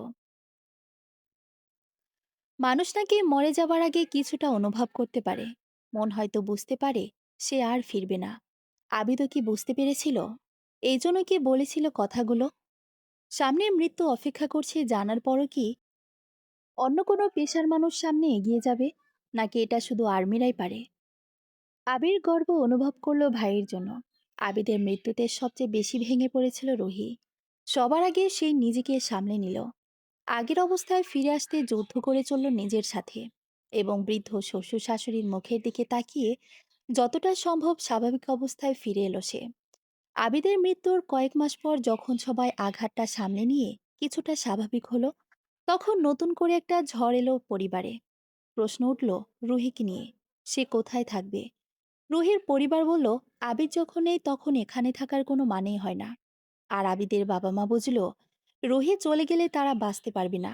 ছেলেকে হারিয়েছে কয়েক মাস আগে, তারপর রুহির জন্য যেন বেঁচে আছে তারা। রুহিকে তারা কখনো ছেলের বইয়ের চোখে দেখেনি, সবসময় মেয়েই মনে করেছে। এখন মেয়েকে যদি বাবা মায়ের কাছ থেকে নিয়ে যায়, সেই বাবা মা বাঁচতে পারে না, তারাও বাঁচবে না। ছেলেকে হারানোর কষ্ট কাটিয়ে উঠলেও মেয়েকে হারানোর কষ্ট মরেই যাবে তারা। আবিদ নেই, তাহলে রুহি এখানে থাকবে কেন? রুহির পরিবারের এমন প্রশ্নের উত্তর হিসেবে কঠিন একটা সিদ্ধান্ত নিলেন জামান সাহেব। আবিরের সাথে নিজের বিয়ের কথা শুনে রুহি যেন আকাশ থেকে পড়ল। প্রথমে যে কথাটা মনে হলো তা হলো অসম্ভব। আবিরকে সে কখনো সেই চোখে দেখেনি, কখনো দেখতে পারবেও না। তাছাড়া আবির তার চেয়ে 2 বছরের ছোট। কিন্তু জামান সাহেব যখন রুহিকে বোঝালো, তখন কিছুটা বুঝল সে। অনেক ভেবেচিন্তে দেখল শ্বশুর এমনি এমনি তাকে এমন প্রস্তাব দেয়নি, যার যথার্থ কারণ আছে। বাবা মা চায় সে বাসায় ফিরে যাক, জীবনের মাত্র শুরু, সারা জীবন এভাবে থাকা সম্ভব নয়। তারা চায় সবকিছু ভুলে রুহি আবার নতুন করে জীবন শুরু করুক। আর নতুন করে সবকিছু শুরু করা মানেই আবারও বিয়ে করা। কিন্তু রুহি এই পরিবার ছেড়ে কোথাও যেতে চায় না। বিয়ের পর রুহি আবিদের বাবা মাকে কখনো শ্বশুর শাশুড়ি মনে করেনি, নিজের বাবা মায়ের মতোই ভালোবেসেছে। এখন তাদের ছেড়ে চলে যেতে পারবে না সে। এই মানুষগুলোকে ছেড়ে সে কখনো ভালো থাকতে পারবে না, সুখী হবে না, কখনোই না। রুহি ভেবে দেখল বাবা মায়ের সাথে বাসায় ফিরে গেলে আবারও তাকে বিয়ে করতে হবে। এ বাড়িতে থাকতে হলেও বিয়ে করতে হবে। বিয়ে যখন করতে হবে, তাহলে আবিরের সাথে বিয়েটা হোক, তবু অন্তত বাবা মায়ের পাশে থাকা যাবে। আবিদের কথায় কিছুটা হলেও রাখা হবে তাই। আবিরকে বিয়ে করতে রাজি হলো রুহি। তবুও বাবা মায়ের সাথে ফিরে যেতে রাজি হলো না। রুহির সাথে নিজের বিয়ের কথা শুনে প্রথমে রুহির মতো আবিরও যেন আকাশ থেকে পড়ল। হতভম্ব হয়ে চেয়ে রইল বাবার দিকে। আবিরের মনে হলো ভাইয়ার সুখে বাবা পাগল হয়ে গেছে। তা না হলে এরকম চিন্তা ভাবনা মাথায় আসে কি করে? জামান সাহেব ছেলের মনের কথা বুঝতে পারল মনে হয়। তিনি বললেন, আমার কথা শুনে নিশ্চয়ই আমাকে পাগল মনে হচ্ছে তোর। তুই কি ভাবছিস আমার মাথা খারাপ হয়ে গেছে? শোন, হঠাৎ করে আমি এরকম একটা সিদ্ধান্ত নিইনি। অনেক ভেবেছি, দিন রাত এক করে ভেবেছি, তারপর এরকম একটা সিদ্ধান্ত নিয়েছি। এছাড়া রুহিকে আমাদের বাড়িতে রাখার জন্য কোনো অপশন নেই। রুহি থাকতে চাইলেও ওর পরিবার এখানে রাখবে না। আমি বা তোর মা, দুজনের কেউই চায় না রুহি আমাদের ছেড়ে চলে যাক। জামান সাহেব থামলেন। আবির বলল, আমিও চাই না ভাবি চলে যাক। কিন্তু তাই বলে জামান সাহেব বললেন, তুই কি চাস আবিদের সন্তান পৃথিবীতে এসে জানুক সে এতিম, তার বাবা বলে ডাকার কেউ নেই? কেউ না জানো, আমি জানি আবিদ তোকে কতটা ভালোবাসতো। তুই কি আবিদের সন্তানকে নিজের সন্তান মনে করতে পারবি না? তুই কি চাস না আবিদের সন্তান কষ্টহীন বাঁচুক, বেড়ে উঠুক, সে কাউকে বাবা বলে ডাকুক, বাবার ভালোবাসা, আদর, স্নেহ, যত্ন পাক? বাবার কথা শুনে আবির মনে মনে বলল, এটাই কি প্রকৃতির হিসাব? প্রকৃতি কি এটাই চায়? এই জন্যই কি আবিদ তাকে এতটা ভালোবাসতো? এই জন্য কি আবিদ এত তাড়াতাড়ি মারা গেল?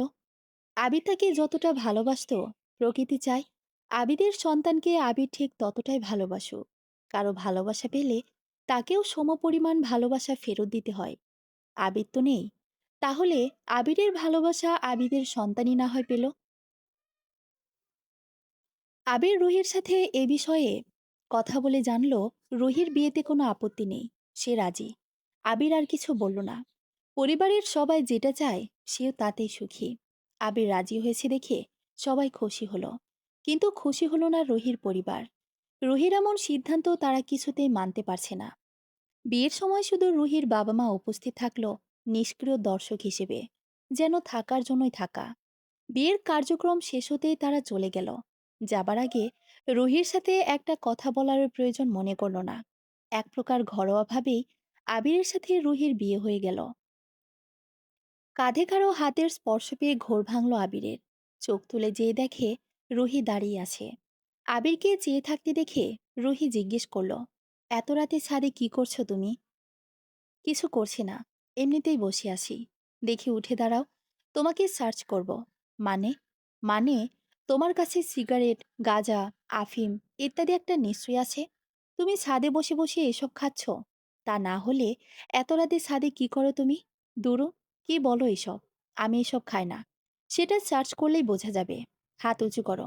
আরে অদ্ভুত, এত রাতে কি শুরু করলে? রুহি দাঁত কটমট করে বলল, এত রাতে তুমি কি শুরু করছো? আবির বুঝতে পারল রুহি তাকে সার্চ করবে, না করে লাভ নেই।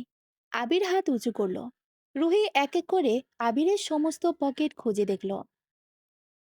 তারপর ফোনের ফ্ল্যাশ জ্বালিয়ে ছাদে খুঁজে দেখল। কয়েক মিনিট খোঁজাখুঁজি করেও কিছু পাওয়া গেল না। ছাদে ছাই বা এ জাতীয় কিছুর চিহ্ন নেই। রুহি বলল, ওকে, বিশ্বাস করলাম তোমাকে। চলো। বিশ্বাস করলে মানে? অবাক হলো আবির। এই তোমার বিশ্বাসের নমুনা? খোঁজার পর বলছো বিশ্বাস করলাম? বেঁচে গেলে কিছু পাইনি। কিছু পাওয়া গেলে কানে ধরে সোজা বাবার কাছে নিয়ে যেতাম। তারপর বাবা তার পাখি মারা বন্দুক দিয়ে তোমাকে গুলি করত। থাকলে তো পাবে। আমি ওসব খাই না। সেভেনে থাকতে একবার সিগারেট খাওয়ার সময় ভাইয়ার হাতে ধরা পড়েছিলাম। ভাইয়া অবশ্য তখন কিছু বলেনি। ছুটি শেষে যাবার সময় বলেছিল আর যেন কখনো ওসব না খাই। তারপর আমি সিগারেটের খাওয়া তো দূরের কথা, দেখিও নি।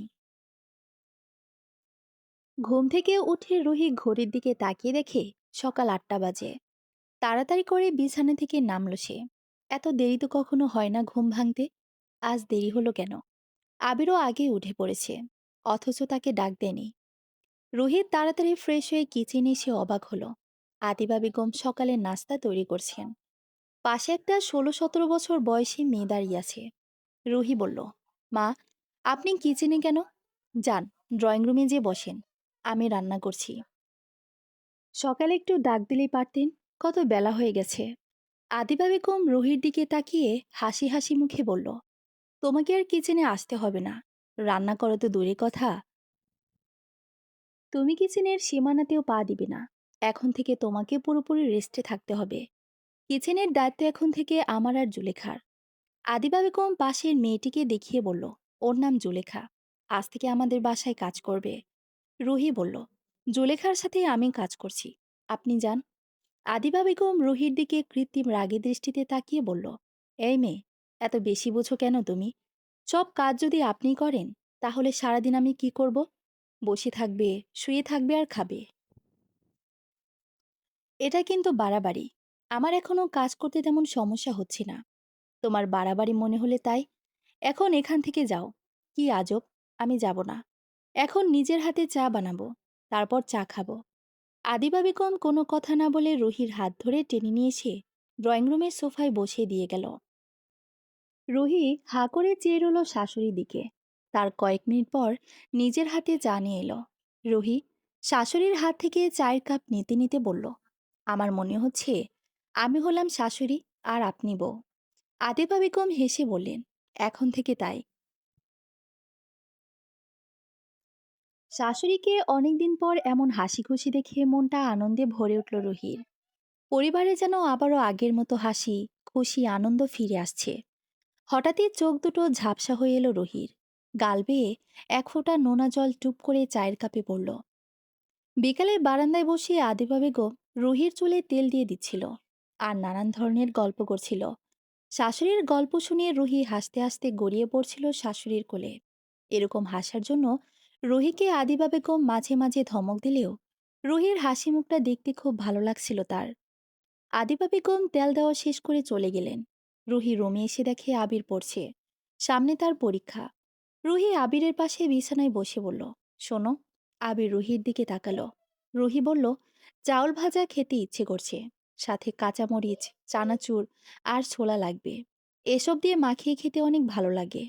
আমি জুলেখাকে দিয়ে চাউল ভাজি করছি, তুমি নিচে থেকে চানাচুর আর ছোলা এনে দাও। আবির বলল, মা তোমাকে এসব ভাজি পোড়া খেতে বারণ করেছে না? আমি পারবো না। মা, জানতে পারলে আমার কপালে দুঃখ আছে। আরে, মা জানবে না। যাও, পারবো না। নিজে নিয়ে খাও। যাও না, এমন করো কেন? আগেই তো ভালো ছিলে। মুরব্বীরা বলে গর্ভাবস্থায় কিছু খেতে ইচ্ছে করলে সেটা খেতে হয়। না হলে সন্তান জন্মের পর মুখ থেকে লালা পড়ে, তখন বুঝবে কেমন লাগে। কোলে নিলে লালা দিয়ে শার্ট ভিজিয়ে দিবে, সবাই বলবে পচা বাচ্চা। রুহি বাচ্চাদের মতো করে বলল কথাগুলো। আবিরের মায়া হলো। এরকম করে বললে কখনো না করা যায়? এই শেষবার, বলে আবির নিচে গেল। রুহি জুলেখাকে দিয়ে চাউল ভাজিয়ে কাঁচামরিচ কুচি করে কেটে সেগুলো নিয়ে ছাদে এলো। এই জন্য অবশ্য জুলেখাকে ঘুষ দিতে হলো ১০০ টাকা। আবির চানাচুর আর ছোলা নিয়ে ছাদে এসে রুহির পাশে বসলো। রুহি আবিরকে বলল, ছাদের দরজা আটকে দিয়ে আসো তো। আবির যে দরজা আটকে এলো। চাউল ভাজা, চানাচুর, ছোলা, কাঁচামরিচ সবগুলো একসাথে মাখাতে বলল আবিরকে। আবির মাখিয়ে দিল। রুহি খাওয়া শুরু করলো। রুহি চাউল ভাজা মুখে দিয়ে চোখ বন্ধ করে চিবোচ্ছিল, যেন অমৃত খাচ্ছে। আবির অপলক দৃষ্টিতে চেয়ে রইল রুহির দিকে। কে যেন বলেছিল, মা হবার সময় মেয়েদের চেহারা মায়াবী হয়ে যায়। আবিরের মনে হলো কথা সত্যি। রুহিকে সত্যি অনেক মায়াবী লাগছে। রাতে শুয়ে রুহি আবিরকে জিজ্ঞেস করলো, আচ্ছা বলো তো, আমার কি বাচ্চা হবে, ছেলে না মেয়ে? আবির জবাব দিল, আমার অনুমান শক্তি খুবই খারাপ। তাই বলতে পারছি না। তবে যাই হোক, আমরা তাতেই খুশি। শুধু চাই বাচ্চা, আর বাচ্চার মা সুস্থ থাক। সুস্থই তো আছি। তোমার ভাইয়া কিন্তু বলতো প্রথমে যেন আমার মেয়ে হয়। একটা ফুটফুটে পরীর মতো মেয়ে বাচ্চার শখ ছিল ওর। আমি বলতাম আমার ছেলে হবে। এই নিয়ে তর্ক হতো আমাদের মাঝে। কিন্তু এখন আমি চাই আমার যেন একটা মেয়ে বাচ্চাই হয়। ঠিক আবির যেমনটা চাইতো। আবির কিছু বলল না। রুহি বলল, সেদিন ডাক্তারকে নিষেধ করলে কেন? কি বাচ্চা হবে বলতে?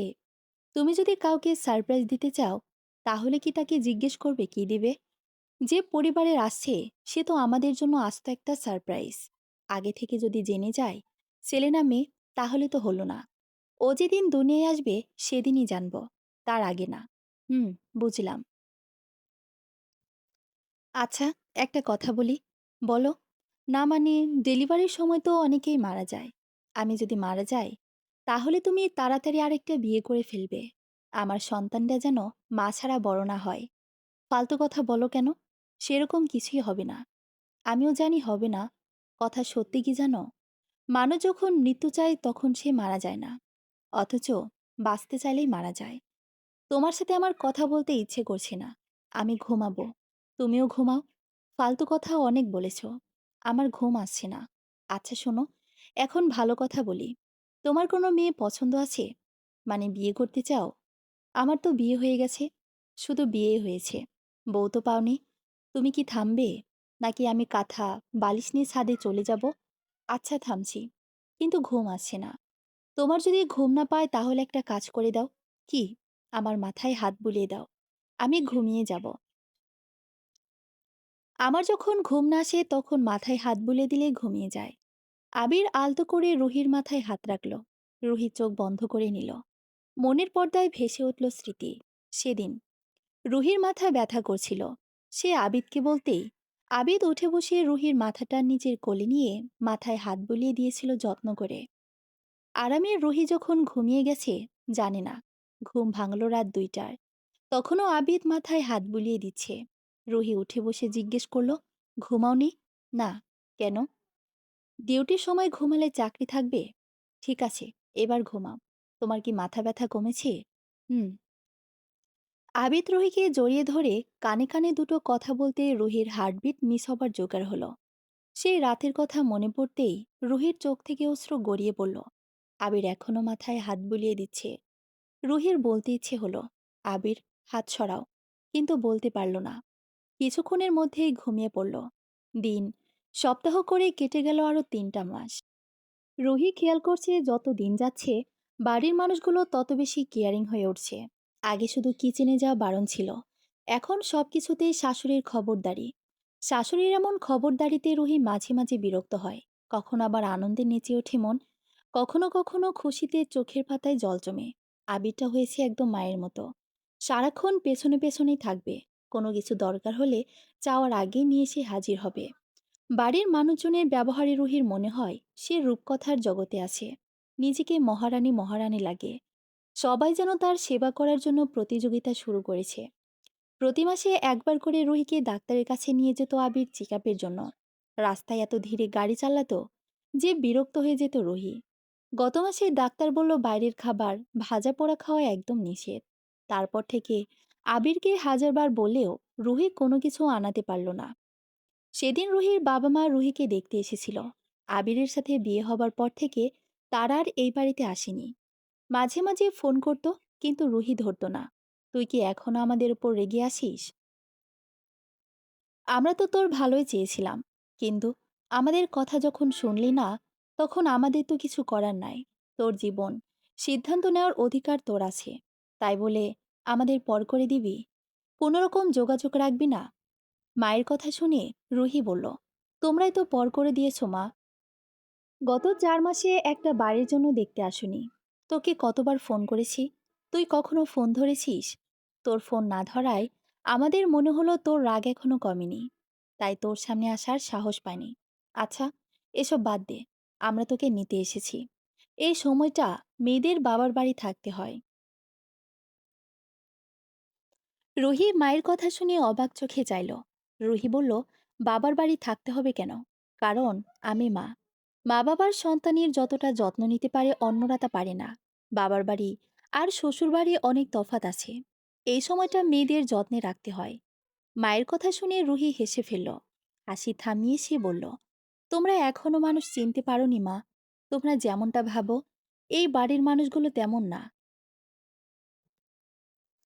তোমরা কল্পনা করতে পারবে না এরা সবাই কতটা ভালো। আর যত্নের কথা বললে না, কখনো যদি শাশুড়ি আর তোমার মধ্যে কোনো একজনকে বেছে নিতে হয়, আমি চোখ বন্ধ করে শাশুড়িকে বেছে নেব। রেহানা বেগম মেয়ের কথায় মন খারাপ করলেন। তারপরও বললেন, কিন্তু মানুষ কি বলবে? প্রথম সন্তান হবে, অথচ সেটা শ্বশুর বাড়ি। তোর কি বাবা মা নাই? মানুষের কথায় আমার কিছু যায় আসে না মা। এবারের মানুষগুলোকে না দেখে আমি যেমন থাকতে পারবো না, তেমনি এরাও আমাকে ছাড়া থাকতে পারবে না। এই বাড়ি ছেড়ে কোথাও গেলে আমি দম বন্ধ হয়ে মারা যাব। রেহানা বেগম অনেক বুঝিয়েও রুহিকে রাজি করতে পারল না। রুহির এক কথা, এই বাড়ি ছেড়ে সে কোথাও যাবে না। মৃত্যু হলে এই বাড়িতেই হবে। রেহানা বেগম শেষ পর্যন্ত হতাশ হয়ে ফিরে গেল।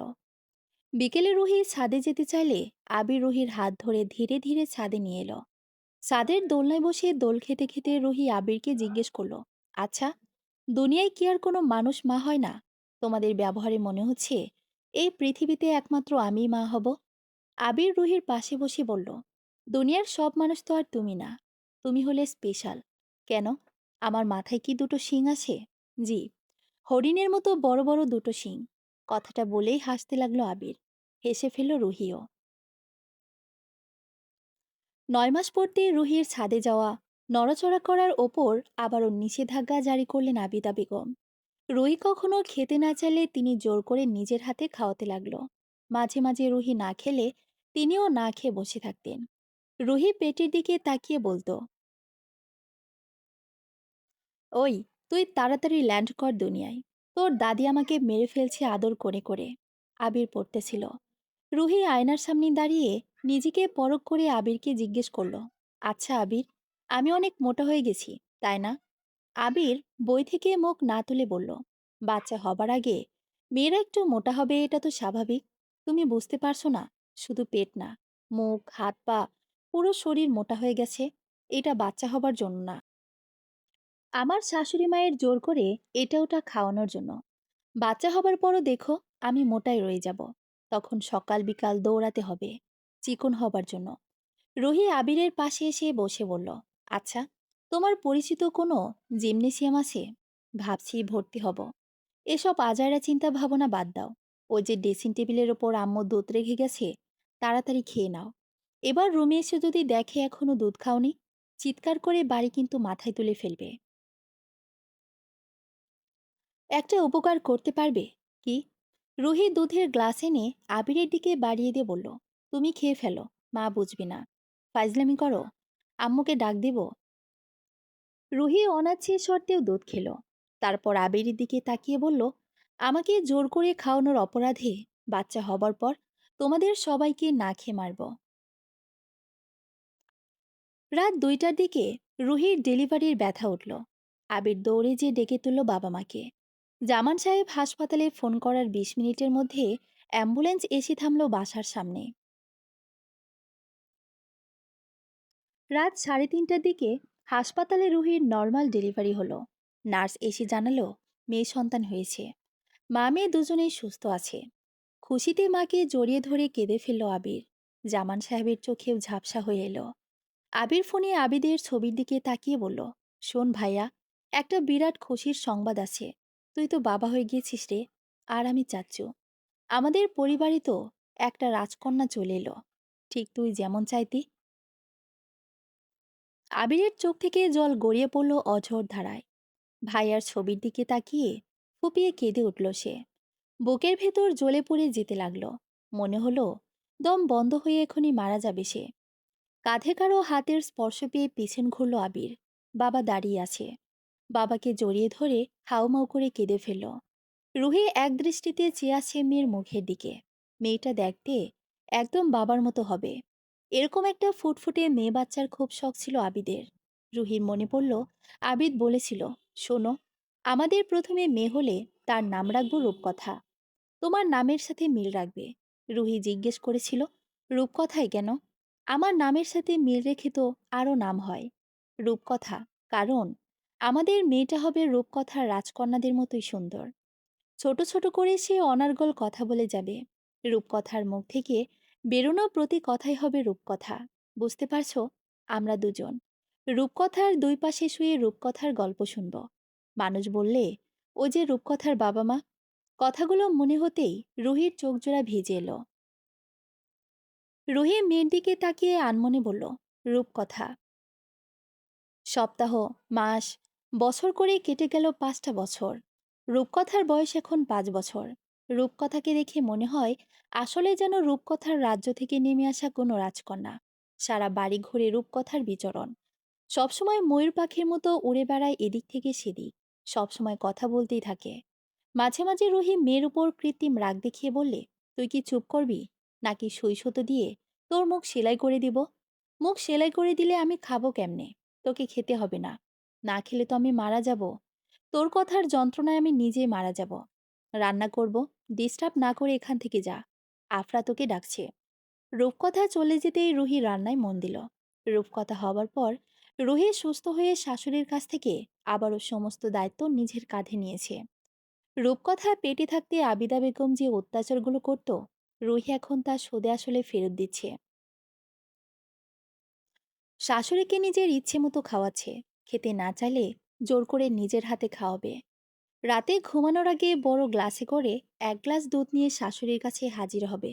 নিজে দাঁড়িয়ে থেকে পুরোটা খাওয়াবে, তারপর আসবে। শাশুড়িকে ভুলেও কিচেনে ঢুকতে দিবে না। কোনো কাজ করার তো প্রশ্নই আসে না। রুহির অত্যাচার শুধু আদিবা বেগমের ওপর স্থির থাকলো না, জামান সাহেবের ওপরে পড়ল অনেকটা। পরিবারের সবাই আদিবকে হারানোর শোক রূপকথার মাধ্যমে ভুলে যেতে চাইছে যেন। আবির পড়াশোনা শেষ করে ব্যাংকে চাকরি করছে। সকাল 9টায় বের হয়ে বাসা থেকে ফিরে আসে বিকেল 5টায়। দুপুরের খাবার রুহি প্রতিদিন দিয়ে দেয়। আবিরের জন্য আরো সকাল সকাল ঘুম থেকে উঠতে হয় তাকে। সকালে নাস্তা তৈরি করে আবার আবিরের জন্য খাবার তৈরি করতে হয়। আবির অফিসে যাওয়ার পর রূপকথাকে স্কুলের জন্য রেডি করে নিতে হয়। এবার প্লেতে ভর্তি করানো হয়েছে রূপকথাকে। জামান সাহেব রূপকথাকে স্কুলে আনা নেওয়া করেন। আগ্রহের সাথে করেন কাজটা। অবসর জীবনে এই একটা মাত্র কাজই আছে তার। রূপকথা আবিরকে বাবা বলে ডাকে। আবিদের ব্যাপারে সে কিছু জানে না। কেউ চায়ও না রূপকথা জানো। আবির বিকেলে অফিস থেকে ফেরার সময় প্রতিদিন রূপকথার জন্য চকলেট আর রুহির জন্য পেঁয়াজু, জিলাপি, ঝালমুড়ি ইত্যাদি কিছু একটা নিয়ে আসে। হঠাৎ কোনোদিন টেনশনে বা সারাদিনের ক্লান্তিতে যদি এগুলো আনতে না পারে, তাহলে মা মেয়ে দুজনেই গাল ফুলিয়ে বসে থাকে। আবির যতক্ষণ না বাইরে যেয়ে এগুলো নিয়ে আসবে, ততক্ষণ তারা কারোর সাথেই কথা বলে না। এমনকি আবিরের সাথেও। আবির আর রুহি এক রুমে আসে, শুধু থাকার জন্যই যেন থাকা। তাদের মাঝে সম্পর্কটা একদম আগের মতোই আছে। দুজনের বিয়ে হলেও নতুন সম্পর্কটা নিয়ে আগ্রহ দেখায়নি কেউ। রুহি রান্না করছিল, তখন রূপকথা কাঁদতে কাঁদতে কিচেনে এলো। মেয়েকে কান্না করতে দেখে রান্না রেখে কোলে তুলে নিল রুহি। আদর করে চোখের পানি মুছে দিয়ে রুহি জিজ্ঞেস করলো, কি হয়েছে আম্মু, কাঁদছো কেন? রূপকথা ফুপিয়ে ফুপিয়ে বলল, আফরা আমাকে বকা দিছে। কেন? আমি আফরার ভাইকে একটু ধরেছি সেই জন্য। আচ্ছা, বাবা আসলে বলবো আফরাকে বকা দিতে। বাবা আফরাকে ইচ্ছে মতো বকা দিয়ে দেবে। ঠিক আছে? না, ঠিক নেই। আবার কি হলো? আমার একটা ভাই লাগবে। আফরা ওর ভাইয়ের সাথে খেলা করে। আমিও আমার ভাইয়ের সাথে খেলবো, কোলে করে রাখবো। আমাকে ভাই এনে দাও। আচ্ছা, এনে দিব। এখন আইসক্রিম খাবি? না, কান্না করবি? কান্না করতে করতে আইসক্রিম খাবো। রুহি ভ্রুজোড়া বাঁকিয়ে চেয়ে রইল মেয়ের দিকে। আবির অফিস থেকে এসে আয়নার সামনে দাঁড়িয়ে শার্টের বোতাম খুলছিল। তখন রুহি এসে আবিরকে পেছন থেকে জড়িয়ে ধরল। হঠাৎ করে এমন কিছু হওয়ায় আবির যেন কারেন্টের শক খেল। চিন্তা শক্তি হারিয়ে গেল মুহূর্তের জন্য। রুহি আবিরের পিঠে মাথা ঠেকিয়ে বলল, রূপকথা ভাইয়ের আবদার করেছে, তার একটা ভাই লাগবে। আবির ঘুরল রুহির দিকে। তারপর সাহস করে রুহির মতোই জড়িয়ে ধরে বলল, তো আমাকে কি করতে হবে বড় বউ? তেমন কিছু না, শুধু বড় বউয়ের শব্দটা বাদ দিতে হবে। কথাটা বলেই রুহি মুচকি একটা হাসি দিল। রুহির হাসিটা আবিরের কাছে যতটা সুন্দর লাগলো, তার চেয়ে বেশি রহস্যময়ী মনে হলো। এই রহস্য ভেদ করা তার পক্ষে সম্ভব না। রুহির দিকে তাকিয়ে আবিরও হেসে ফেলল। সমাপ্ত।